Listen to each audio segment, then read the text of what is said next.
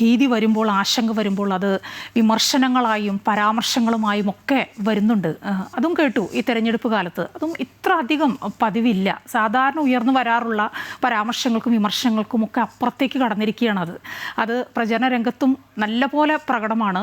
വ്യക്തിഹത്യയിലേക്ക് കടന്നിരിക്കുന്നു. മുഖ്യമന്ത്രിയും തോമസ് ഐസക്കും പറഞ്ഞതൊക്കെ നമ്മൾ കേട്ടതാണ്. തീർച്ചയായിട്ടും അവിടെ ഇപ്പോൾ ഇതിനു മുന്നും കലാകാരന്മാർ മത്സരരംഗത്തുണ്ടാകാറുണ്ട്. അവരെയൊന്നും ആരും കോമാളി എന്നൊന്നും വിളിക്കാറില്ല. അതിനെ പിൻവലിച്ചിരിക്കുന്നു അദ്ദേഹം. കാരണം മനസ്സിലായി, പെട്ടെന്ന് അതിൻ്റെ റിയാക്ഷൻ മനസ്സിലായി. അതുമാത്രമല്ല, ഒരു സ്ഥലത്ത് ചെറ്റത്തരം എന്ന് പറയുന്നു.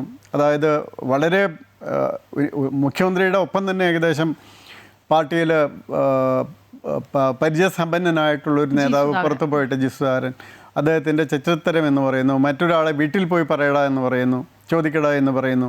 അപ്പോൾ ഇതൊക്കെ ഒരു ഫ്രസ്ട്രേഷൻ്റെ, അതായത് പണ്ടേ പോലെ വലിക്കുന്നില്ല, പണ്ടെന്നായുടെ പല്ലിന് ശൗര്യം പണ്ടേ പോലെ വലിക്കുന്നില്ല എന്നൊരു തോന്നൽ ഉണ്ടായി കിട്ടിയതുകൊണ്ടാണ് ഇത് നന്നായിട്ട് നടക്കുന്നത്.